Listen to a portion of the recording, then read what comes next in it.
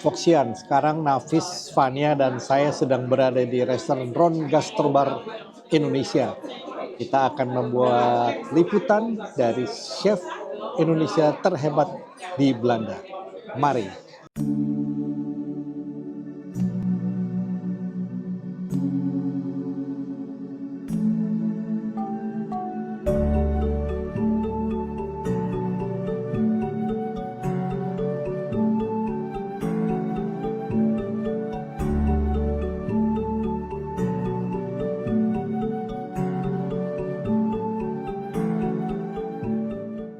Selamat sore, Chef Agus. Apa kabar?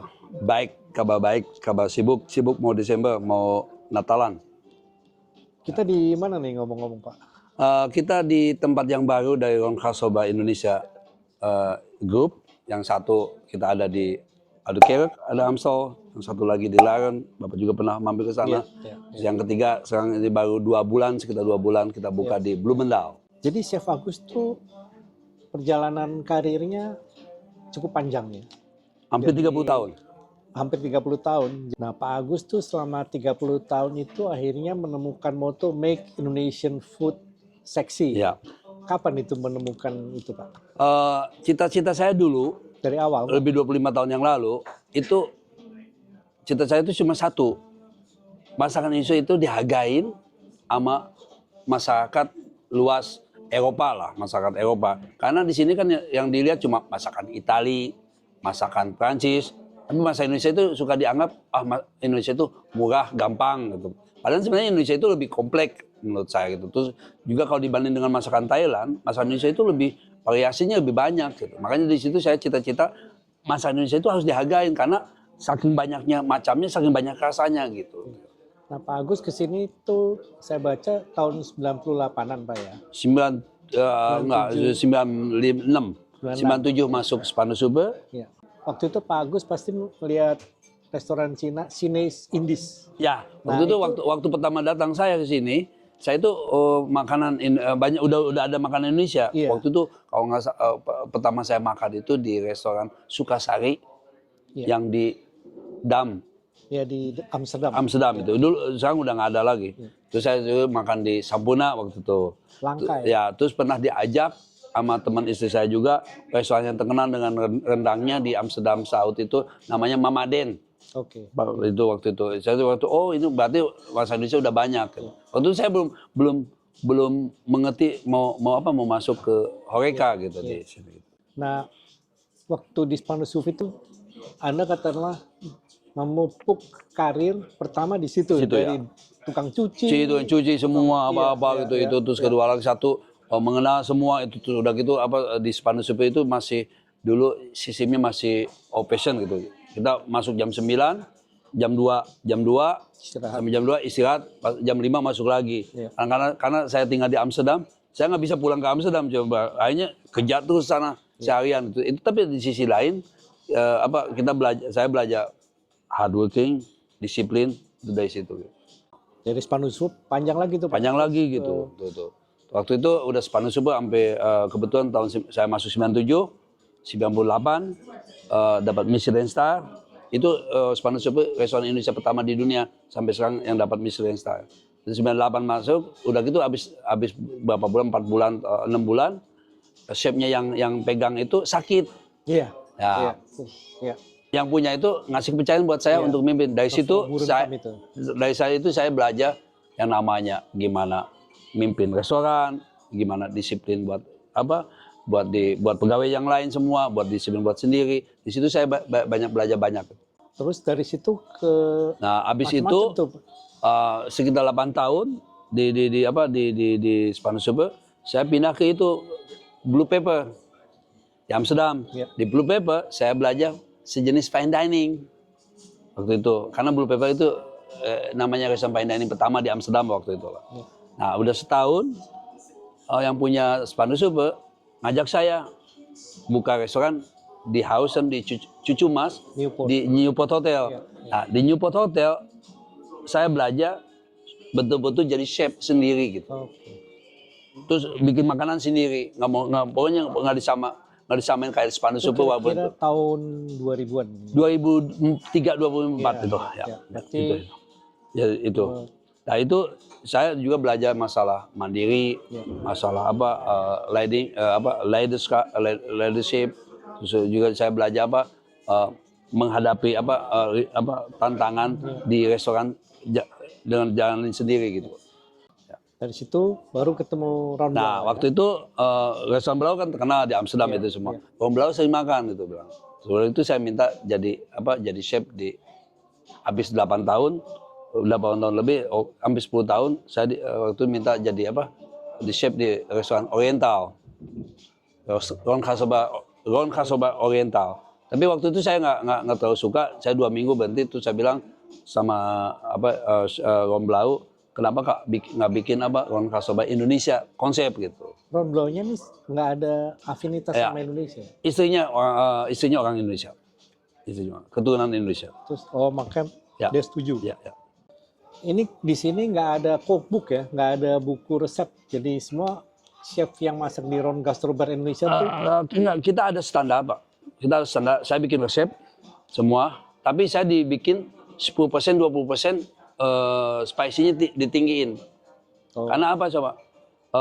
Saya punya prinsip, kalau makanan masih di dalam 10%, tamu nggak menyadari. Tapi kalau lebih dari 10%, orang bisa tahu ini kurang garam, kurang apa gitu. ini yang salah satu menarik kan tadi kita ngobrol-ngobrol pedes Pak ya. Ya. Kalau orang Belanda termasuk saya rata-rata banyak juga yang suka pedes tapi kebanyakan nggak kuat Ya. pedes banget tuh Pak ya. Terus ya itu juga balik lagi ke prinsip saya juga, bahwa saya bikin makanan buat 1.000 orang.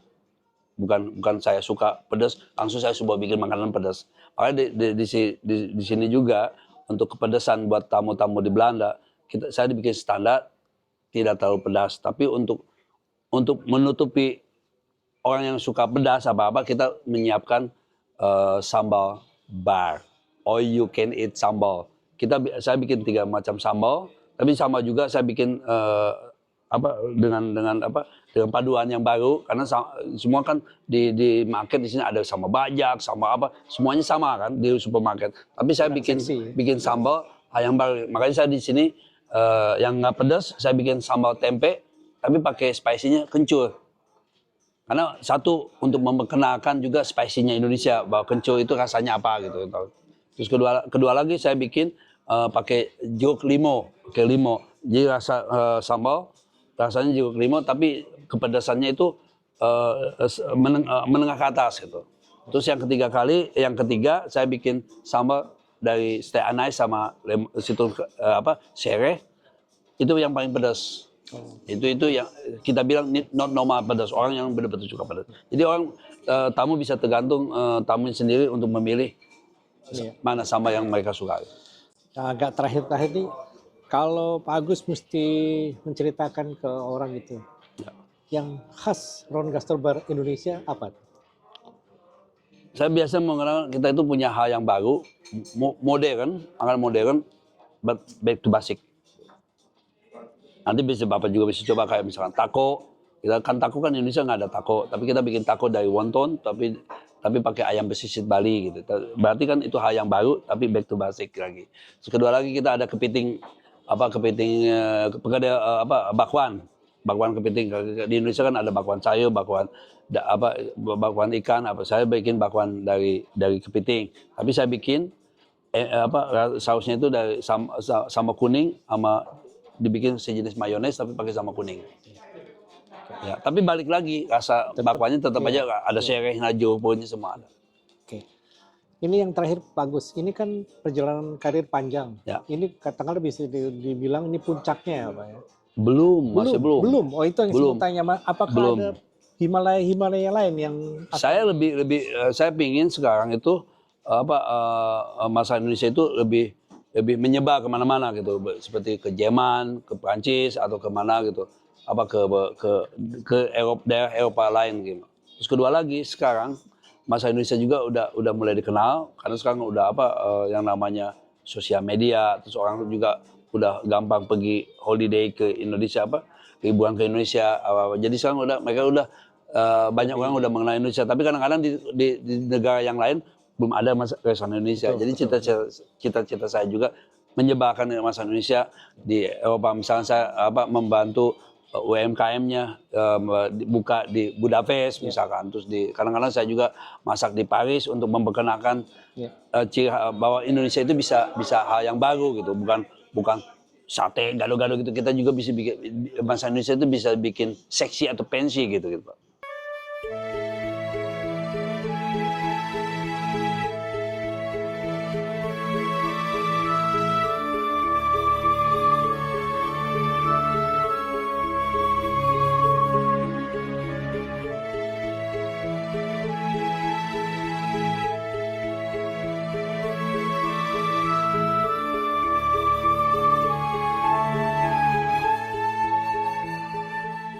Apa aja nih, Chef Agus?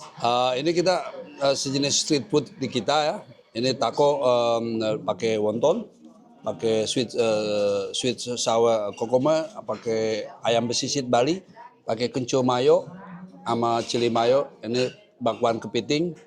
Kalau kepiting dibikin dari kayak isiannya kedai ikan dari Bali gitu, pakai serai, jeruk purut, sama sambal. Ini sambal juga pakai sambal kuning, pakai emosi. Sama kuning sejenis mayones tapi kita bikin sendiri itu. Sini kerucut ikan pepesan, bumbunya saya orang Sunda pakai bumbu pepesan Sunda, pakai kemiri, jeruk purut, serai sama jahe sama kunyit. Ini kerucutnya kita bikin sendiri dari kulit lumpia. Ini martabak kambing dibikin ya rasa martabak di Indonesia tapi saya pakai daging kambing sama sambal tomat bikin sendiri. Penyajiannya cantik. Biasa. Oke. Jadi kasual. Ya. Selamat makan ya. Terima kasih. Foxian, kita coba martabaknya nih. Udah lama nggak makan martabak. Ini saus sama tomat, ini buat kerupuk.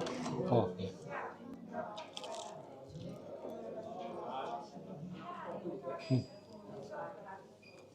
Enak. Ada rasa kambing. Saya. Enak, Chef. Mudah-mudahan. Orang Indonesia biasanya kritis ya. Enak nih. Nggak kalah sama martabak di Indonesia nih, Foxian. Kita cobain apa tadi? Ikan pepesan. Ikan pepesan kerucut ke es krim. Ya.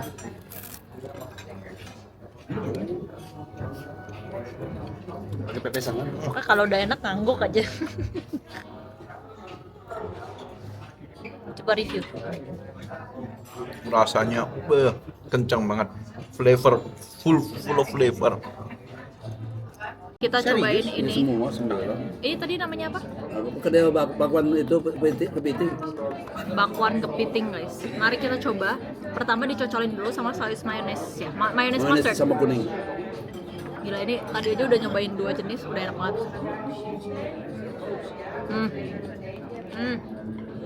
Makanan di sini ya, Foxian, itu semua nendang bumbunya. Meskipun bentukannya tuh nggak kayak makanan Indonesia, tapi kita kalau nyobain dari rasanya itu tahu ini makanan Indonesia. Top banget, Chef Agus. Aku bikin sate lilit, biasanya sate lilit di Indonesia kan terlalu tipis gitu ya. Iya. Kadang-kadang terlalu kering. Kayak aku agak gedean, karena untuk strukturnya itu nggak terlalu kering. Ini sejenis ikan bakar, tapi pakai sama mata hijau sama mata merah. Okay. Aku bikin sama mata bukan benar-benar mentah, tapi konsepnya sama mata. Tapi aku disiram minyak panas gitu. Jadi agak lembek, bisa tahan lama. Ini pecel ala baru kita. Tapi rasanya aku usahain rasa pecel juga gitu. Ini kayak jadi kayak salade. Okay. Pakai sayuran yang mentah gitu. Ini di Belanda untuk vegetarian laku. Laku. Ini paling laku buat orang itu. Kayak tadi makan pecel, orang semua makan pecel. Kalau ini nasi goreng terasi. Zo, cobain. Selamat makan. We beginnen vandaag het maken van tuna jeruk. Tuna jeruk is een van onze hardlopers. Het is eigenlijk een op vitello tornato geïnspireerd Indonesisch gerecht.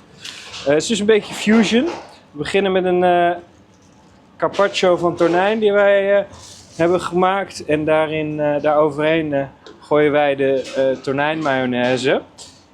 Tonijnmayonaise is aangemaakt met jeruk bladeren uit Indonesië. Voor een beetje een frisse toon. En dat is ook de Indonesische smaak die je erin terugvindt. Dat leggen we op een klein krokantje. Doen we wat ui bij. En lekker pittige chili. Crunch met nootjes, chili en allerlei lekkernijen doen we er overheen zo. Voor nog wat fris gooien we er wat limoenzest bij. En als laatste maken we hem af met onze groentjes, microsalade.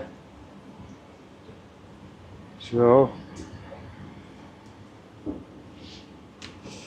En dan pakken we een bord. Ik pak even bij jullie hier. Als finishing touch hebben we dan... dat we hem nog even mooi op het bord leggen voordat we het naar de gast brengen. Zo. En daar heb je het. Tuna jeruk. Onze op Vitello Tonato geïnspireerde Indonesische tonijn carpaccio.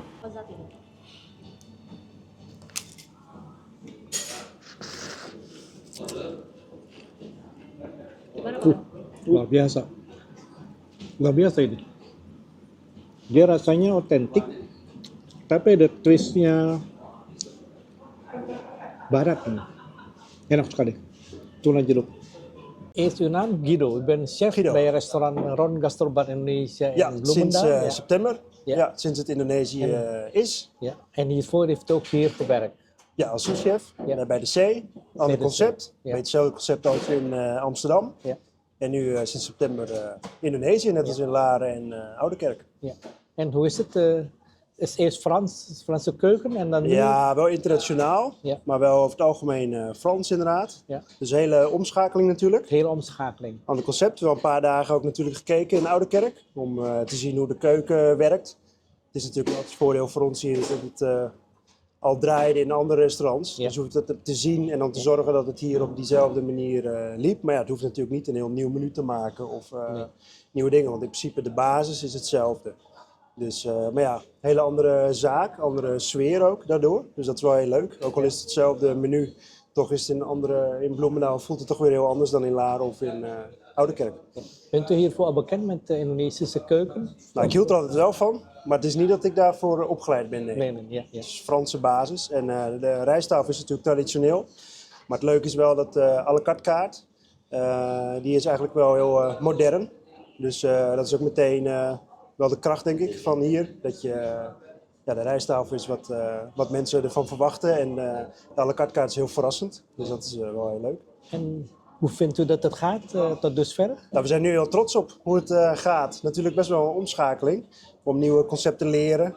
Mensen gingen weg uit de keuken en in de bediening. Er zijn andere mensen voor teruggekomen. Dus die inwerken in dezelfde tijd dat je natuurlijk zelf ook een nieuw concept aan het leren bent. Maar nee, we zijn heel trots op hoe dat nu al gaat natuurlijk. In het begin is iedereen heel nieuwsgierig, dus is het ook hartstikke druk. Dus maar ja, dat is leuk. Mensen reageren ook enthousiast.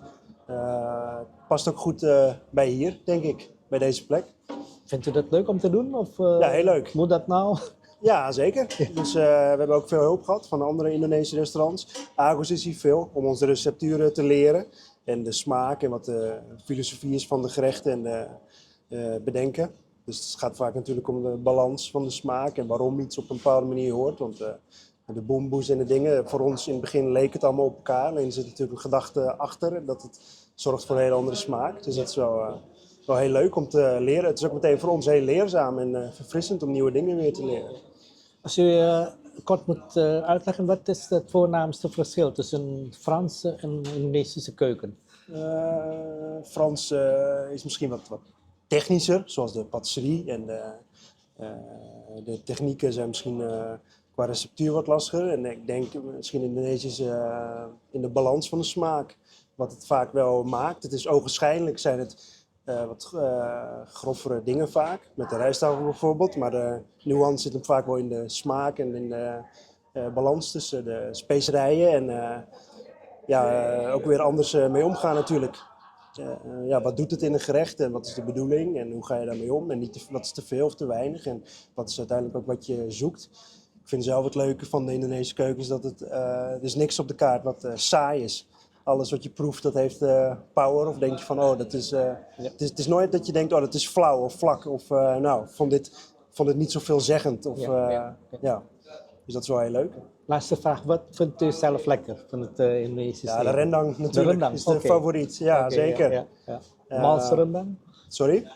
Mals? Ja, mals. En het is veel werk, veel specerijen, veel ingrediënten. Maar het is de moeite waard. Oké. Fantastisch. En iedereen houdt ervan. Ja. Dank u wel. Ja. Sukses. Ja, dank u wel. Foxian, perut kenyang, hati senang, mata terpejam. Ya, sudah Ya, Pak makan Gus. pulang. Terima kasih banyak. Sama-sama, mudah-mudahan Luar kalian biasa. suka Nggak ada makanan komentar kita. lagi. gitu ya. Top, Marco top, the best of the Makasih, best. terima kasih. Enak semua. Saya rasa Nafis dan Fania juga setuju. Terima kasih. Top.